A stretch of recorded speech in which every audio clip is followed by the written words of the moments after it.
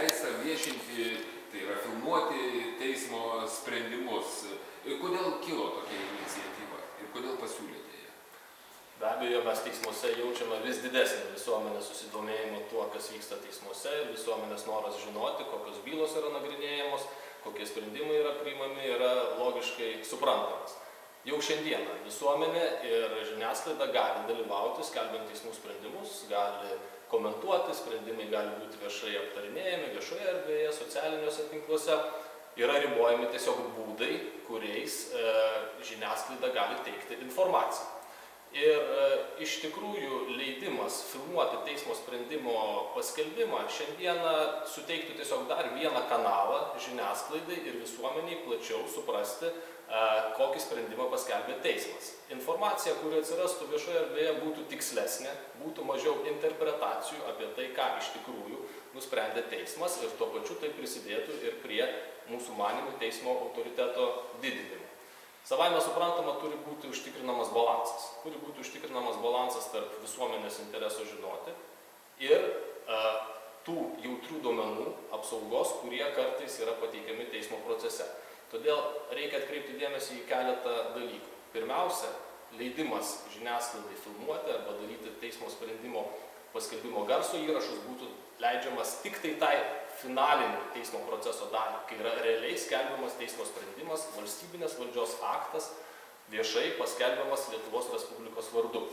Antra, toks leidimas tikrai nebūtų absoliutus ir jisai galėtų būti duodamas tais atvejais, kai nebūtų pažeidžiama asmens duomenų apsauga, nebūtų pažeidžiamos valstybės, komercinės ir kitokios paslaptys.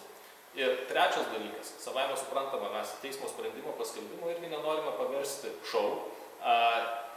Pirminis interesas yra užtikrinti tinkamą teisingumo vykdymą, todėl teismas galėtų neleisti žiniasklaidai daryti vaizdo arba garso įrašus, jeigu tai būtų nesuderinama su teismo sprendimo kokybės užtikrinimu. Pavyzdžiui, jeigu žiniasklaidos naudojama įranga skleistų kažkokius pašalinius garsus arba jeigu tai trikdytų proceso dalyvius ir kitaip būtų nesuderinama su pagarba teismo procesu. Tai čia tas viešų tų posėdžių ir neviešų posėdžių tas apibrėžimas ir būtų priklausomai nuo tų paslapčių, komercinių ir asmens duomenų galimo atskleidimo. Pirminė taisyklė yra ta, kad visi teismo posėdžiai yra vieši. Ir šiandieną visuomenėje plačiai diskutuojama, kad procesai yra kartais uždari.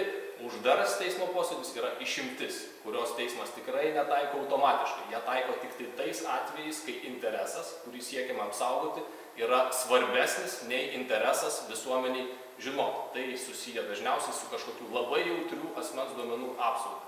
Jeigu teismo sprendimas yra priimtas uždarame teismo posėdį, tai jis ir yra skelbiamas uždarame teismo posėdyje, išskyrus teismo sprendimo rezoliucinę dalį. Jinai visą laiką yra skelbiama viešai.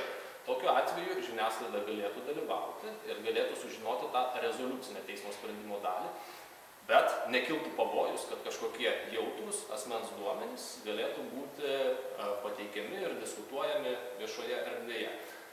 Be to, visos techninės detalės, kurios šiandieną yra dar neišdiskutuotos galbūt įstatymo projekte, nukreipiamos į poįstatyminį teisės aktą, į teisėjų tarybos nustatytas taisyklės, kurios būtų patvirtintos ir sudėlioti visi trūkstami taškai. O dabar gali būti atskleisti tie vieši duomenys ar komercinės paslaptys, kas nustatys?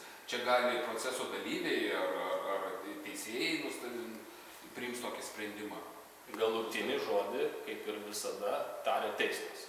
Proceso šalys, jos gali teikti savo argumentus ir prašymus ir dažniausiai jos tokius prašymus ir teikia, nurodydamos, kad šioje byloje bus diskutuojama apie duomenis susijusius su asmens sveikata, su mano įmonės komercinėmis paslaptimis, galbūt su valstybės paslaptimis, todėl aš prašau, kad tam tikra bylos medžiaga ar visa bylos medžiaga būtų pripažinta nevieša. Teismas šios argumentus įvertina ir priima nutartį, kuri yra privaloma. Kaip vertina, paskutinis klausimas būtų, kaip vertina teisėjai, jūsų kolegos? Yra kažkoks pasipriešinimas ar kaip tik pritarimas tam?